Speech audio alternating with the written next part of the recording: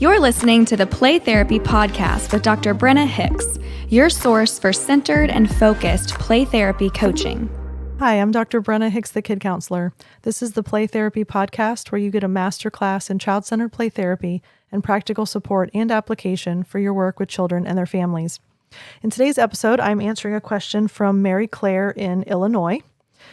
Thanks so much for the question, Mary Clare, and I'm really excited. She's actually asking about a specific child with whom she's working, 10 years old, and she's a little bit in her head about whether or not CCPT is the right approach for him. So I'll read parts of her email and we'll dive in together. And I think before I read the email, I just want to universally and overarchingly say it is one of the most common conversations that I have now that I have thousands of participants and coaching people and collective members and podcast listeners. I have this conversation all the time. People second guess and have doubts about a specific client, a specific family, a specific kid, a specific case. And we have those moments where we just question things. We question ourselves, we question our skills, we question the model, we question the approach, we question if it's working, we question the timeline. And let me just remind and reassure, CCPT works. We know that it does. We know that in spite of us, it works. In spite of resistance on behalf of the child, it works. In spite of the parent not understanding and not buying in, it works. So please just take a breath, reassure yourself, remind yourself that you are doing what the child needs and that you are providing the relationship and the environment for the child to self-actualize. That is one of the things that we really sometimes need to reground ourselves in, I believe. So that's just kind of the big picture. Now we'll read parts of Mary Claire's question and then we'll dive in. I am a child therapist in Illinois. I'm a huge fan of your podcasts. They've made me feel more confident in my sessions with kids and parents. I'm so glad. Thank you for sharing that. And she recommends my podcast to everyone at her office too. So thank you for that. All right. I'm reaching out with a question regarding a kid. I'm using CCPT with a 10-year-old who has ADHD. We'll talk about that in a second. I'm sure my vets know exactly where that's going. The child is anxious at home and school and is resistant, avoidant to share his feelings with his parents, obviously. His mom recently shared with me that after our last session, he told her, "Mom, you're wasting your money. All we do is play." If I had a dime for every time a child said that to a parent, man, I'd be so much more wealthy. Which I know is only how it feels to him. Yes, indeed, that's how it feels to him, but so much more going on. Among the other challenges are that his parents have told me he's experiencing social challenges at school, and he still requires his mom to co-sleep with him. His play feels very performative, solo, loud, describing to me what's happening, and it is typically very imaginative with the common idea of fighting bad guys and having superpowers. With all that being said, I'm getting in my head if CCPT is the right approach for him, but I also feel like this is the way to go because of his emotional avoidance. I would love to hear some insight from you if there's anything I can do to get out of my head and enter his world. Well, yes, the answer is yes. We'll dive in. Okay, let's start with, I don't think for 1 second this kid has ADHD. And I knew my vets would know that's where I was going. All right, catch-all diagnosis means nothing. Throw it out the window, cash it out of your brain, and never think about it again. Said lovingly and gently. Also, highly anxious. We know highly anxious kids are going to be highly resistant. It is a natural order of things. Highly anxious means highly resistant. Not necessarily that their resistance phase is bigger, not the phase, just resistant to all of it. Resistant to the work, resistant to the vulnerability, resistant to the process, resistant to opening up, resistant to diving in because it's scary, resistant to talking to mom and dad about it. The list goes on. So we know when you're highly anxious, pop quiz, highly anxious kids, the antidote to high levels of anxiety in children is what? Thank you. Control. So we have a kid grasping at control.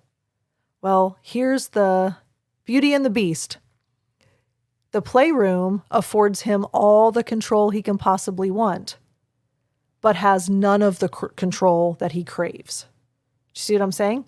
When he comes into a child-centered playroom, he has complete control, but he doesn't want to, quote, just play because he can't bear the idea of being in charge. He can't own the responsibility. He can't handle the pressure of having to make these big decisions and actually dive into the work that he needs to do. So there's the rub, because he wants it, but actually doesn't want it. And you mentioned social challenges. Here's where that's coming from. When you don't have an identity, first of all, this kid has low self-esteem. I did not just try to make that into that song. I don't even know what that song is, but I just heard it in my head as I said that.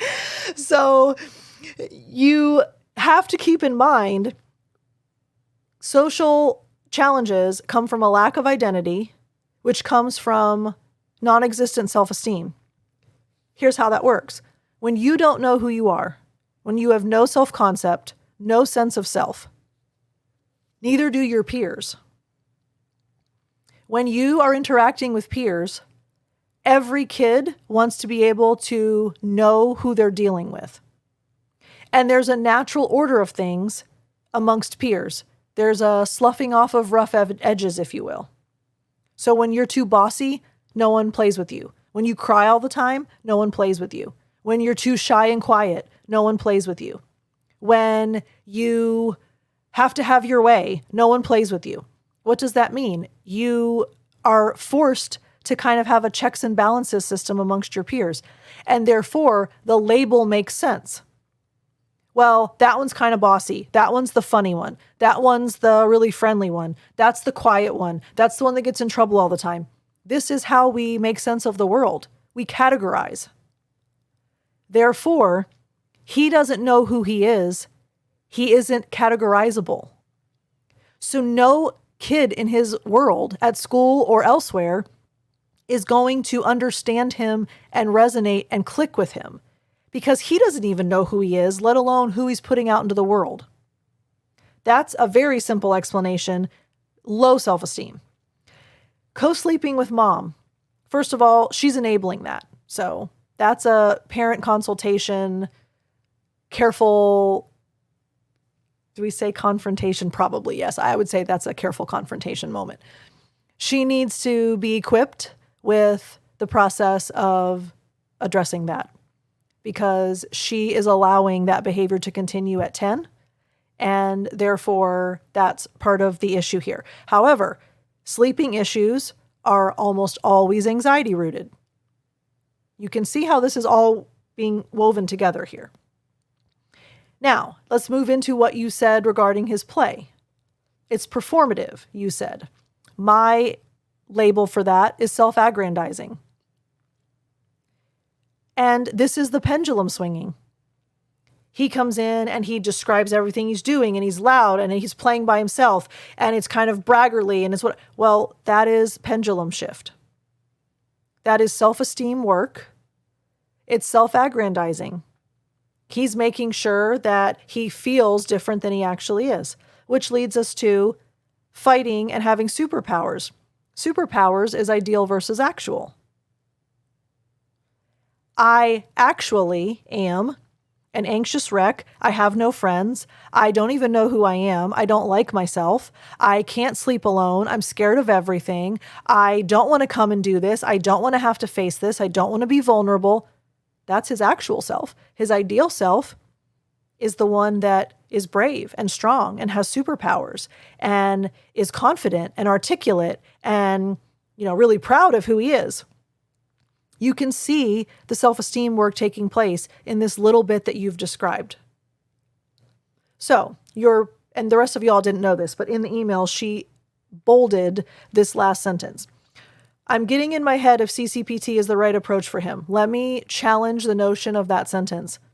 CCPT is the right approach for any child under the age of 14. This has nothing to do with this specific kid, Mary Clare. This has to do with CCPT is the right approach for any child if they're 14 and under. But is this the right approach for him? Absolutely. Not because, as you mentioned, of his emotional avoidance, because of all the stuff that he's already working through. All the stuff we already see evidence that he's working to heal. You didn't mention how many sessions you've had with him, but I suspect not many. I'm going to argue maybe 10-ish. So maybe not even 8 to 10. And we recognize all of this stuff that's coming out already, even in the midst of him saying, "You're wasting your money, Mom. All we do is play."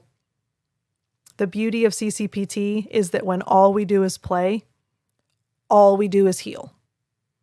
And all we do is self-actualize. And all we do is work through our junk and become a better version of ourselves. So Mary Clare, I hope that is encouraging to you. You said, is there any insight to get you out of your head and into his world? You're already in his world. You continue to communicate, be with attitudes. You continue to reflectively respond. You continue to adhere to CCPT. And we can see clearly the work that he's already doing. So he will continue to do that. It's relationship, it's environment, time, tools, and opportunity are what you're affording him. So hope that that's an encouragement to all of you. This is week 2 of me being in Australia. So 2 podcasts. This is the only one that you're going to get as far as a listener question this week, but we should be back on track for more questions when I return, which will be in early December. By the way, if you are in the States and or if you celebrate Thanksgiving in a different name, I know Australians have a different name for the day that they use as a Thanksgiving celebration. If you celebrate Thanksgiving and or if you are in the States, happy Thanksgiving. I am truly grateful for each and every one of you. I'm grateful for this family. I'm grateful for the audience. I'm grateful for this platform. I'm grateful for this model. I'm grateful for giants in whose footprints I walk.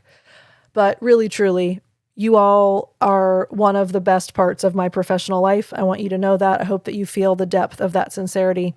So as I celebrate Thanksgiving, coming home from Australia, another thing for which I'm very grateful, by the way, but I'm super grateful for each and every one of you and for the collective, for the coaching, for the podcast. It's one of the greatest joys of my life. So love y'all. We'll talk again soon. Bye. Thank you for listening to the Play Therapy Podcast with Dr. Brenna Hicks. For more episodes and resources, please go to www.playtherapypodcast.com.